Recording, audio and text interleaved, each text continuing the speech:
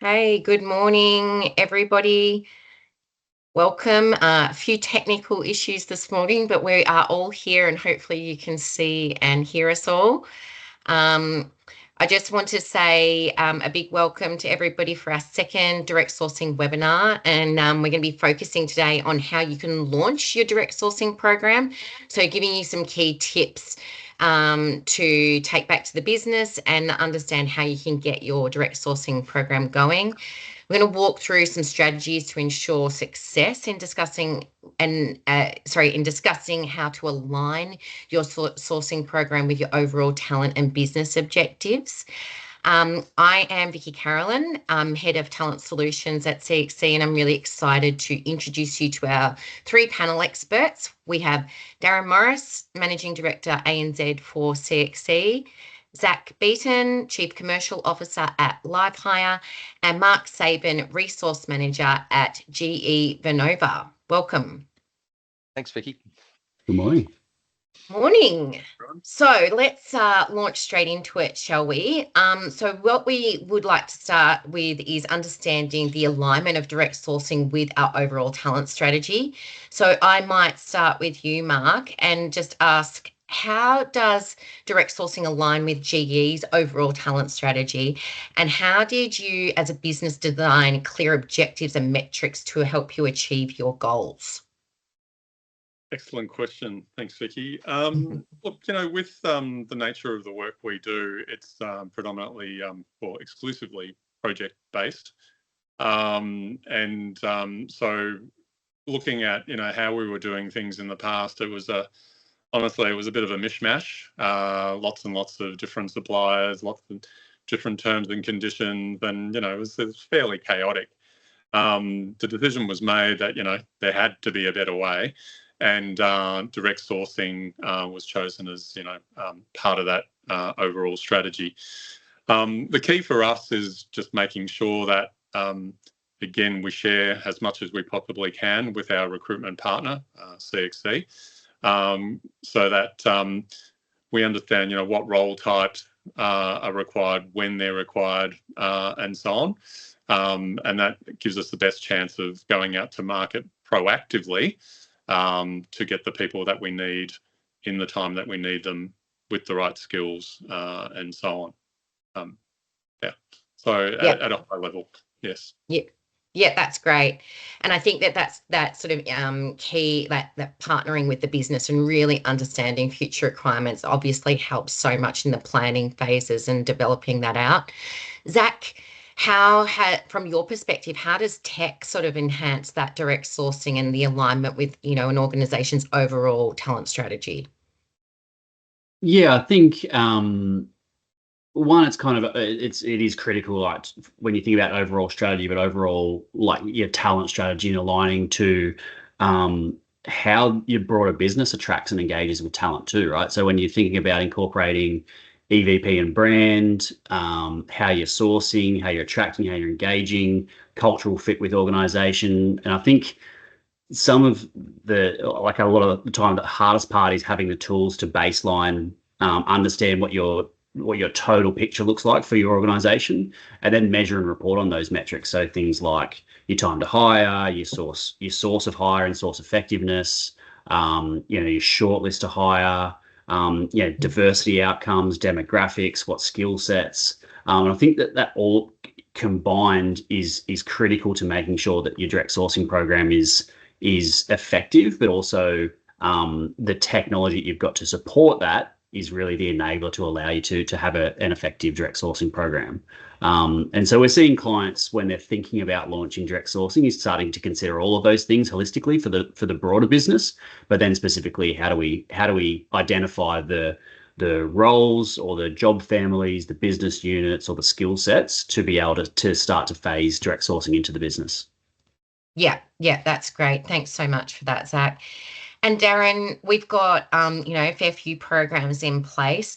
What's your what can you see as being really important when aligning the direct sourcing program to the overall talent strategy? Yeah, so I think from our view of the market with our customers, the most successful programs come from having, a workforce plan or perhaps a strategy. And so they're starting to look at where contingent labour and permanent recruitment, and probably even that next level down, SOW, particularly SOW T&M type workforce, what does that mix look like? And do we have a plan for why we engage the type of workers that we do? Is that, to Zac's point, is it cost? Is it availability of talent? Is there an organisation that we can engage that produces outcomes? I think that starts is very important to understand, strategically what your talent acquisition team are doing. And then when we get into, where we are for a lot of organizations now, there's a lot of projects, a lot of contingent recruitment is project driven. We've been going through digitization, we've got AI, we've got, a few years ago, we're moving away from maybe traditional project management methodologies to new approaches. Are we looking for offshore talent that doesn't exist today that we need to bring in? And this movement as well from onshore to offshore, on-premise to off-premise. So there's lots of things kind of rolling around. I also see organizations go into looking at different potential opportunities within their direct sourcing or their overall talent strategy. So D&I. So do we do anything in diversity in the area of contingent? Maybe not, but we're interested in getting a greater proportionality of women in IT. So maybe is that something that we can look at in our organisation by targeting that in direct sourcing? Or we've got a strategic project or something that we don't want the market to see as much. So we want to hold that closer, and we want to start talent pooling towards certain skills that we know we're going to need. And we don't really want to be in the market as aggressively as kind of advertising or sharing that with others. So you can kind of slowly kind of gather talent. So yeah, I think there's understanding of what you need, and then having a bit of command and control, and kind of controlling the whole program across the total talent. It kind of gives you the opportunity to then invest and direct what you're going to do quite successfully. And we see the whole kind of landscape of mature and immature models that are kind of working towards those things. Yeah, that's great. And I think that it all comes down to just having that that thorough understanding of your business and what the goals are, and then just, I guess, building out those key strategies, which is great. So we've also done some polls in the background over the past few weeks on things that I guess people are seeing as important as a part of the direct sourcing program. And so at the early stages, when building out a plan for direct sourcing and a percentage to achieve, I think the most common answer was that people would like to achieve 20 to 40% direct sourcing in the first year of implementation. So that's quite, I think it's quite a good starting point, and then you can grow and build from there as you build alignment to the business goals. So next, we would like to start honing in on implementation of the program, which is where it sort of gets into the nitty gritty. How do we actually get it functioning in the business? So we'll start sort of having a look at like successful steps in implementing the program. Mark, I might again start with you. So when implementing the direct sourcing program with GE, what were some of the key steps that the business considered in developing out the plan, and how did you measure that success with the implementation? Yeah, it seems like a long time ago, but it's not that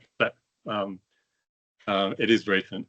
Yeah, look, it's all about, for us, it was about the communication and working together with our recruiter to understand our future requirements.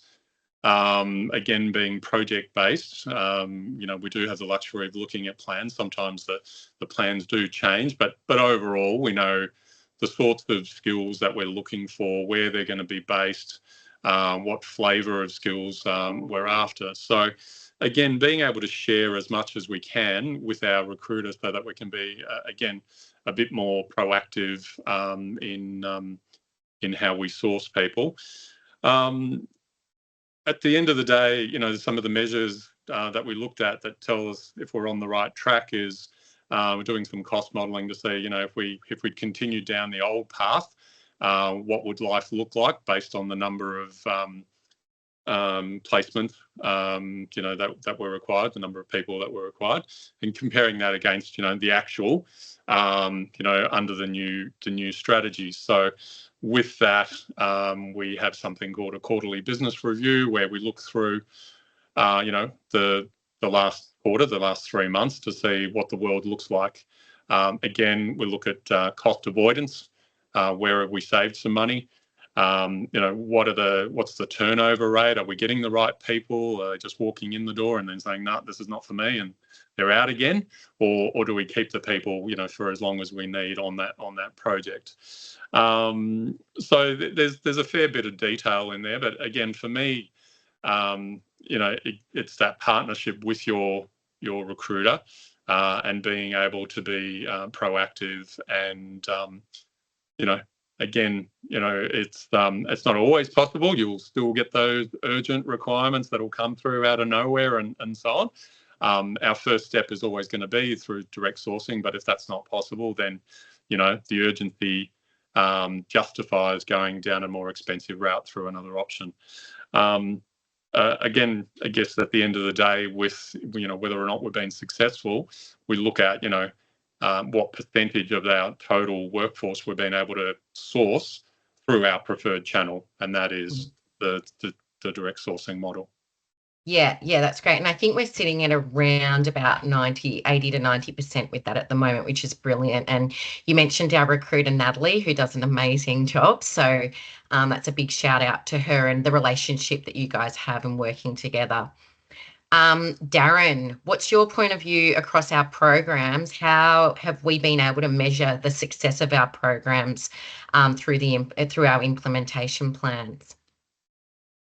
So I'd probably start with, you know, it's not a one size fits all program or approach. So organisations have different drivers, and they potentially approach direct sourcing differently based on the ability to implement within the organisation. You know, to Mark's point earlier about change management, adoption, buy-in, you've got to work out how you go through what is, for some organisations, significant change because they've always had a certain way of doing things, which is primarily, you know, using recruitment agencies for almost all of their contingent recruitment. So I think it starts with, you know, how you start your program. So is it a small startup in regards to, you know, a single person, or a focus on a job family, or a focus on a project, or, you know, how are you going to move the needle within the organisation for direct sourcing? And to Mark's point, well, what are the measures? So, you know, what are the measures? And I think we'll go into these maybe in later questions, but we are always in this kind of area of, you know, costs, quality, efficiency, risk. And so these are the kind of metrics, and depending on the organisation, what's driving them. So, you know, I mentioned earlier, maybe you've got a strategic project that you're moving into. Speed is probably not the driver there. However, quality might be really critical. And so again, I think understanding the measures and having targets, talked about where our targets might be, which are much more impressive than the ones I got out of ChatGPT, because I was interested to see what my ChatGPT friend would say should be the targets this morning. And so I'd recommend you go and check that out if you're in the audience, both on contingent and permanent. But you need targets, and you set targets and benchmarks. You can achieve those, and that gives you the levers for success. You leverage off those stakeholders within the business who want to support you, and use those as case studies to kind of grow. And you know, I think there's a range of metrics that everyone's very familiar with in permanent recruitment or direct sourcing and permanent that you know, really overlay over contingent or permanent. But yeah, I'd say it starts with, you know, where do you start, small or big, and you know, how do you get buy-in for the change management program, and setting up the measures that allow you to be successful rather than, kind of perhaps, overstretching when the business or it doesn't need you to, or because it's great to overachieve. And if the expectations can be managed and you can overachieve, that sets you up for success and adoption of the program everywhere. Yeah, agree. Thanks so much, Darren. I think that having that sort of business sponsor internally is so important in that change management process, just to continue to drive the program along as well. So Zac, what do you see, amongst your clients when they're implementing their direct sourcing programs? What's some of the steps that they consider when developing that plan out?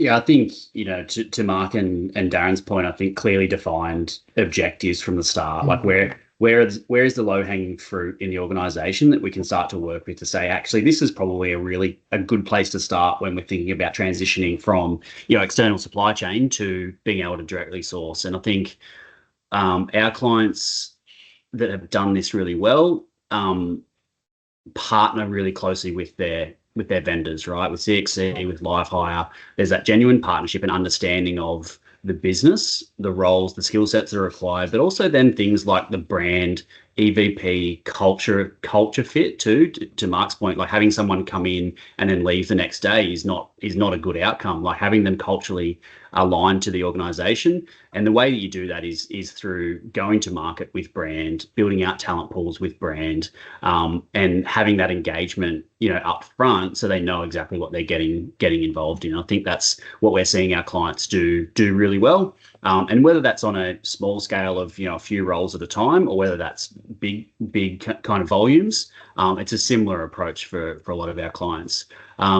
When it comes to the metrics, obviously we need to be able to measure this, and having the tools and the analytics and the insight to be able to measure where you've come from and where you're getting to, and then being able to communicate through those outcomes and the ROI through the business, I think is really critical as well. And so we help our partners and clients with being able to have that data and that insight at their fingertips.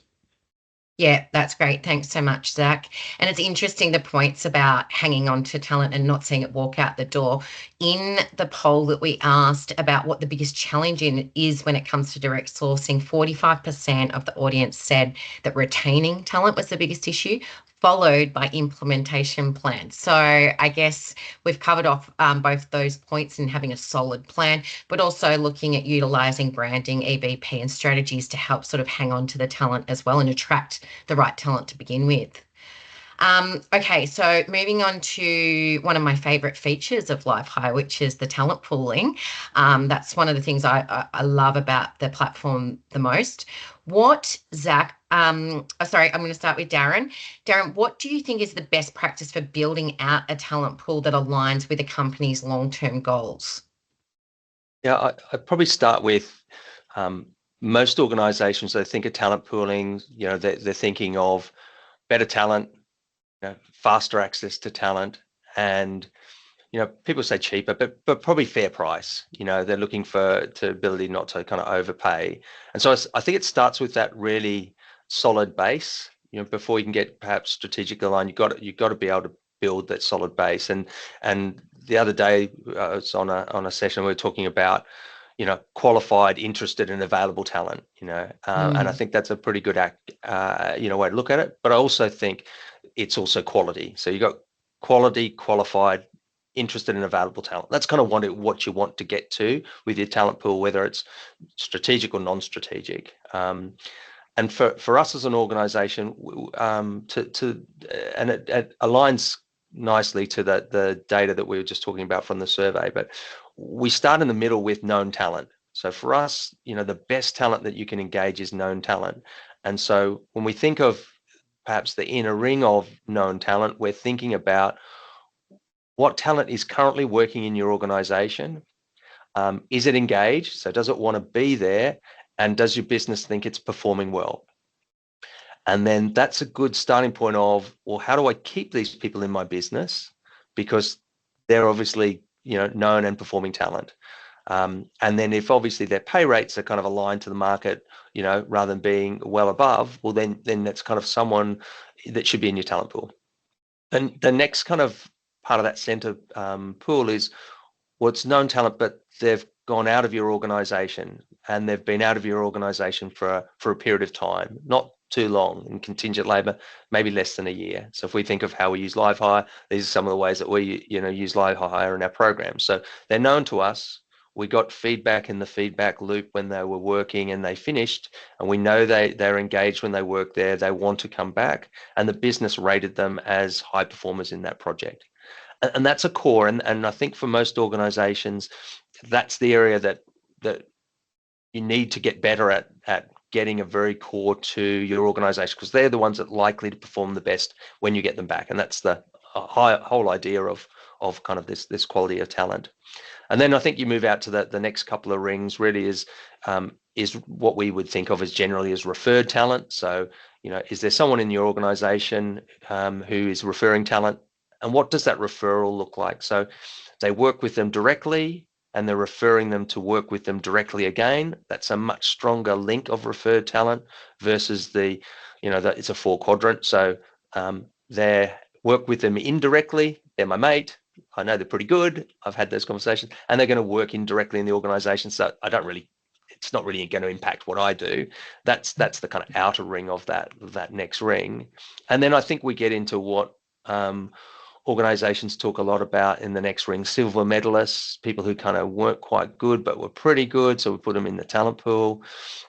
And then there's others that we're going out early, perhaps because we know we've got a need, and we might be gaining those through our recruitment partners, or maybe we're going out there and we're getting them through job boards or whatever. So where those kind of talent pools build, that's how I would see that's the core solid base. And then building on the base, this is where you get your visibility of the business of what it wants to do. So this is where it gets strategic. We want more Indigenous workforce increase kind of participation. We want more women in IT. We want to get a new skill because we're moving to like the healthcare industry. We're implementing Epic. We want more of those people in our business, across the business, who have worked with it, not just in the IT. And so then they become a bit more strategic how you build talent pools around that, which may not always give you the opportunity to have known talent because they're kind of new skills. Yeah, that's great. So I think you almost developed a new acronym there, Darren. QQIA, is that right? Quality. Queer, is it? I don't know. It's queer to my friends. Zac, can you talk us through best practices for building a talent pool, particularly from a tech perspective across your client base? Yeah, and probably just carrying on from what Darren said is how you segment and how you want to be able to see the talent on Livehire. So effectively, we have a talent community concept, which is all of the talent that can be interested in you, regardless of relationship, skill set, work type, etc., location. The system can then start to go through and automate talent pools for you based on what demand you're looking to I guess solve. And so whether it's the known talent within our organization performing well, we don't want to lose them to another organization, whether it's we've lost them, we want to get them back, silver medalists, skill sets, job families, etc. The system can segment all of that and automate that segmentation into talent pools based on what the demand is. And so it's easy for recruiters to be able to do all of that and then communicate with them and engage with them regularly. So whether it's swim lanes on suggested matches, talent pooled, kind of ready to put on assignment, ready to submit to a work order, the system can kind of get, really visually and easily kind of segment that. And the recruiter just needs to kind of engage and understand where they're at in their assignment or where they're at in their career, and start to do that in a really quick and easy way of two-way text messaging, all stored on platform and easy to engage. And I think some of the metrics that we get from that is quick to submission. Once I'm talent pooling and I'm proactively engaging with talent, whether they're on assignment already or they're an external. Quick communication, so it's good for a candidate. Quick is always best, and comment and regular engagement is always best. And we don't need as many candidates. We don't need as much talent when we're qualifying and engaging regularly through talent pools. to be able to then submit them for the demand that might be coming from the organisation. Yeah, and so the system increasing does that quality really well. Yeah, exactly. Yeah, no, as I said, big fan of the talent pooling functionality within LiveHire. It's one of my favourite things. So Mark, have you got anything to share on, I guess, building out a talent pool that aligns with the sort of long-term needs of the business? I think Zac and Darren covered all my all the notes that I had. Stole your points. But I mean, just to make it a bit more real in terms of how we, the client, do it, we have a contractor registry for all of our current people, and then as people come and go, we add another tab to that registry and look to flag them for re-engagement down the track.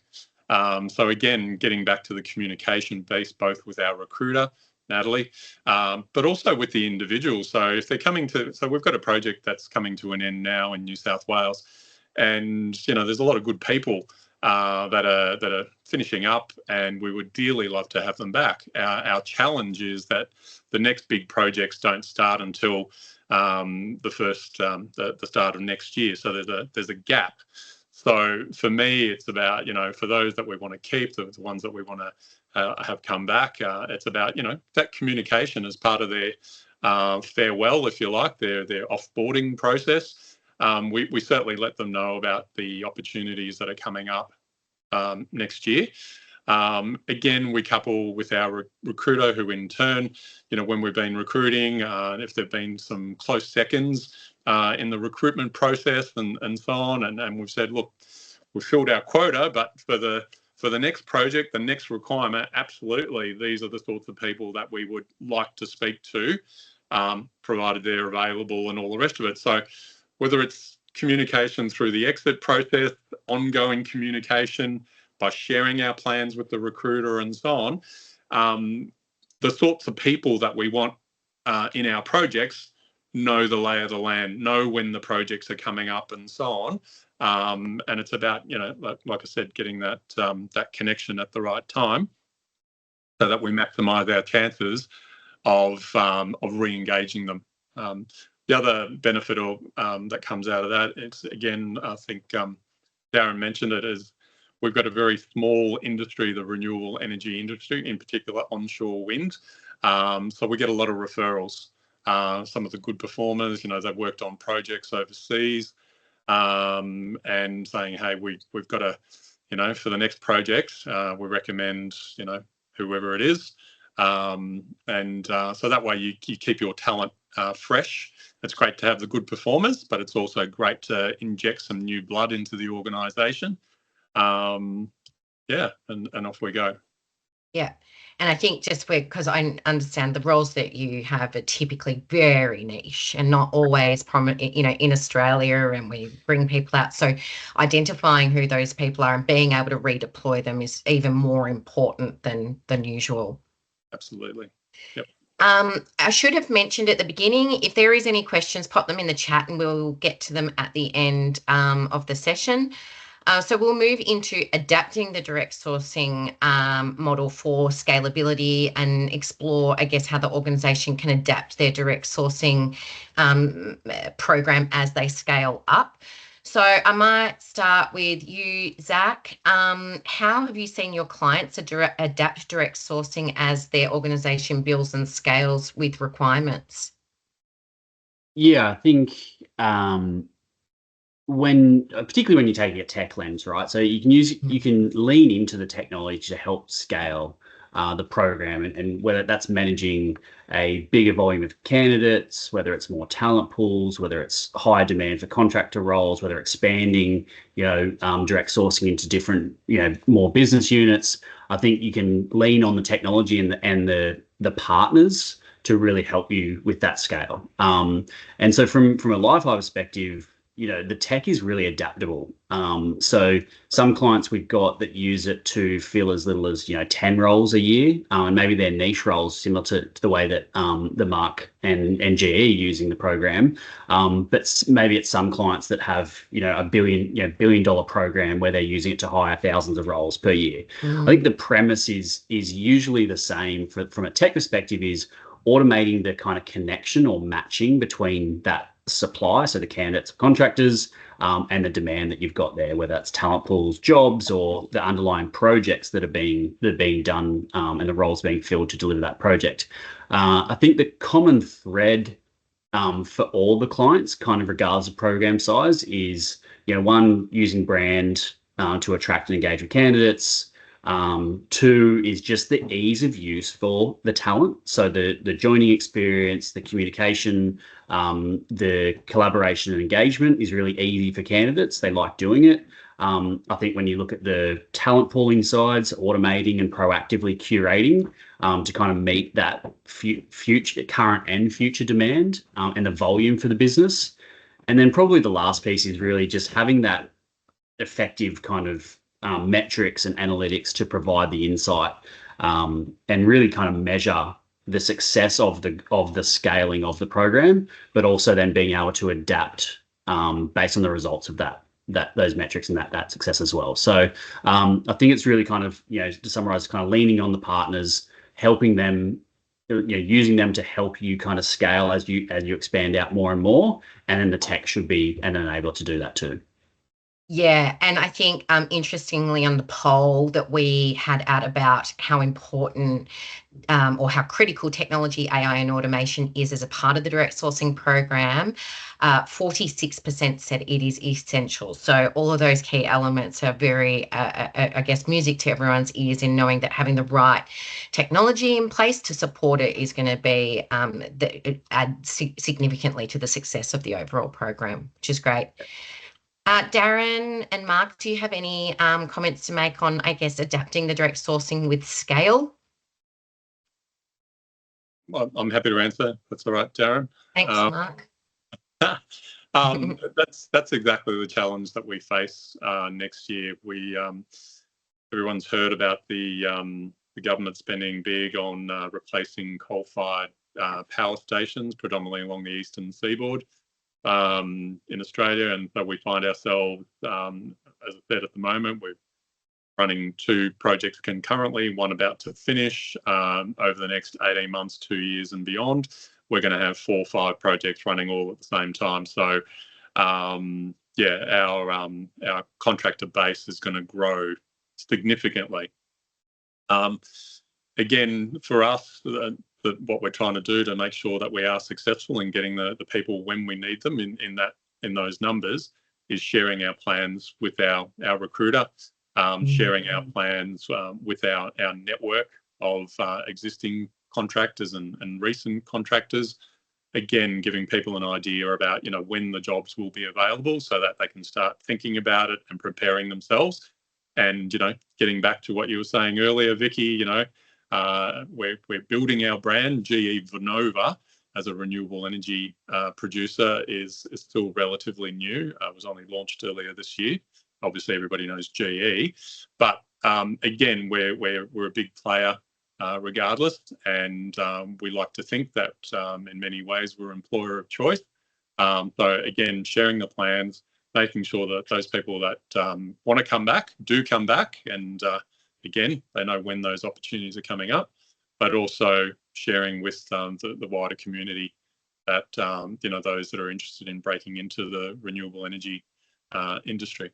So yeah, and that's sort of built into the attraction strategy as well. People that really want to be as a part of that industry sector. Darren, did you have anything that you wanted to add to that? Yeah, just a couple of points. So I think one of the things that we commonly see is as scale comes into play, we move potentially away from 360 recruiter kind of structures.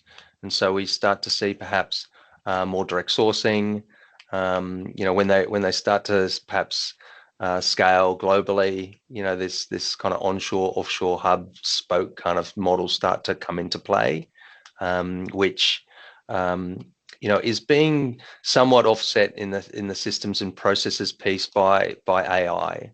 So, we're seeing how, fairly early interview scheduling is kind of moving on to kind of running more of that process, AI interview and assessment.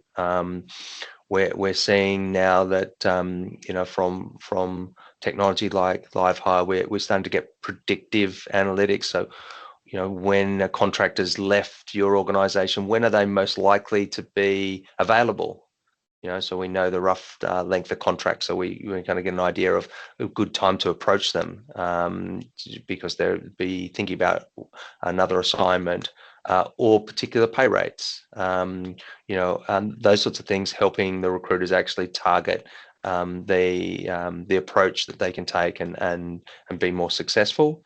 And then, as we get into maybe more geographies, that the EVP or Zac talking about, or the candidate value proposition, it kind of changes with certain roles, maybe with types of candidates that would be attracted to maybe fly in, fly out type workers might be different to someone working obviously in kind of head office, or moving into different geographies like Japan, just a very different type of value proposition that we need to candidate attraction. So there's challenges really dependent on kind of what that journey looks like for the scale, how it's scaling. But it's really a fascinating time where we're not typically relying on necessarily additional headcount to scale with additional workload. So, that's the place I feel we're really at the moment, is trying to work out how to use the technology to keep the cost of delivery low, but have the right capability in the teams to make sure you secure the talent, whether that's building talent pools and engaging with, or convincing them to join, or sourcing well, or having sourcing strategy. So it's as I say, it's that's, I think, for anyone in the industry at the moment, it's very real as to how organizations are scaling as volume goes up and also goes down. Yeah, that's really good. Thanks, Darren. I think that at a recent event that I was at last week, we were talking about, there was big discussions about how, I guess, AI and automation can come into helping you scale up. So you're looking at tools to support rather than being daunted by the fact that there is volume coming. So I'm well aware that we are getting close to the end of the session. We've got 5 minutes left. One more question, plus there is a question in the comments box. So we might zoom through this last question, then get to the question from the audience. So lastly, we've talked about understanding business goals and how that sort of aligns to implementing our direct sourcing program. Fast forward to implementing the program, and what are the business outcomes? So if I start with you, Darren, how does direct sourcing objectives contribute to enhancing the business outcomes, and what are we seeing across some of our clients at the moment? And so I think on our first webinar, I talked about these kind of standard set: efficiency, quality, cost, risk kind of experience is kind of the key ones. So, and Zac kind of touched on one before. So this idea of speed of hiring, is it speed of onboarding? Is it speed or time to productivity? There's a kind of bunch of measures around, your efficiency to actually get the worker onboarded, and so I think they're quite familiar with people. And I talked a little bit about this QQIA kind of theme, but also, how much known talent can you get into your organization versus unknown, I think drives productivity early in engagement. Another one we look at in that efficiency is what percentage of your workforce or your contract workforce is at what time. So if you've got a large proportion of workforce in the first 3 months versus 9 to 12 months, you're obviously putting a lot more resource time into getting that workforce to be productive. So there's some measures around that I think can be key. Quality, I think we kind of all have an idea of that, from quality of resource to the quality of the processes that sit around that, costs, total bill, pay rate. There's some work that most organizations do from referrals versus direct sourcing, as referrals often come in, maybe often at a higher rate at times. So how do you have friction in that process to create competitive pricing. And then a big piece that is part of our organization, as you move to direct sourcing, how do you manage the risks? Whether that's work rights, data security, the right onboarding information. There's lots of risks that also need to be managed in that process, because ideally with your agency relationships, they're doing that for you with the workforce. Ideally, hopefully you've got checks and balances, but you also want to do that with your direct ones that you're bringing in, so that they're also compliant with the organization, and also your business feels supported. The one probably point I'd land on here is our experience can be where direct sourcing uses the business to find them. Sometimes the business is not supported in the same way to onboard, whereas where you go out to agencies, the whole process is managed. But when you find your own person, sometimes you have to do more work, which is a bit counterproductive to being able to drive direct sourcing if the business feels that they have to work harder for it than just getting you to do it as a talent team. Yeah. Mark, anything you'd like to add there about how it enhances the business outcomes for the business? Look, again, Darren's covered off on quite a few good points there. I'll say from our perspective, the sourcing model that we now have, as compared to the experience that we had a little while ago in terms of what was the old way of doing things. Certainly, we feel comfortable that we've got demonstrated cost savings. We talk about the compliance aspect. Having the standard terms and conditions, through that one channel also helps you manage more consistently your contractor workforce. And again, we're very happy with the time to hire. We feel comfortable that we're getting the right people when the projects actually need them. So those three things, they're the big ones for us. Yeah, thanks, Mark. And Zac, anything to add from a tech perspective? I think just from a tech, I can reiterate what the guys have said. I think cost, quality, speed to hire, things that like diversity outcomes as well are also big ticks when it comes to managing a direct sourcing program. But they're the main ones. Thanks, Zac. All right, so that is the end of our questions. We do have a question from the audience, so let's make sure we get to that. So this is from Emily. She has said, would you manage an existing bench of talent, independent contractors and sole traders? This would include transitioning the workers from another CMS. Do you reckon that might be you, Darren? Yeah, I could. So I guess the answer is yes. We kind of manage a workforce, or I think in any of these programs, the core of the organization is managing the overall need for the organization. So, what is the need that we're finding talent for? And then whether you're, the programs that we run, we've got programs where there's direct sourcing from the organization, and we provide, I guess, the workforce management payroll of those providers. But we also have programs where we're managing and paying the supply chain as well. So where there's workers that are through other organizations, which might be organization of one or organization of 10 or 20, we're managing and payrolling and bringing them into a program. I think a lot of the work that does improve experience for workers in organisation is a consistent onboarding, consistent terms of payment, and access to certain benefits. I think a part of that process where having someone managing it creates a better experience. I think I've answered that. Do you think, Vicki? Yes, very well, Darren. Thank you. Thank you. So that is time now, and I don't want to keep everyone. I know everyone must be busy. So just a big thanks to Darren, Zac, and Mark for their insights today as our panel of experts. We will be sending out some information on what we've discussed today, summarising the key points of the implementation of direct sourcing, understanding the business goals, and then aligning that to the business outcomes. This is the second of a 3-part series, so there will be one other webinar at the end of November, so keep an eye out for that. And yeah, just a massive thank you to everybody that jumped on. If you do want to know more about any of the key aspects of a direct sourcing program, please reach out to Zac or myself. We'd be happy to help you out in our respective areas. And that's all for today. Thank you, everyone. Excellent. Thanks, Thanks Vicki. everybody. Have a great Right. day. Appreciate it.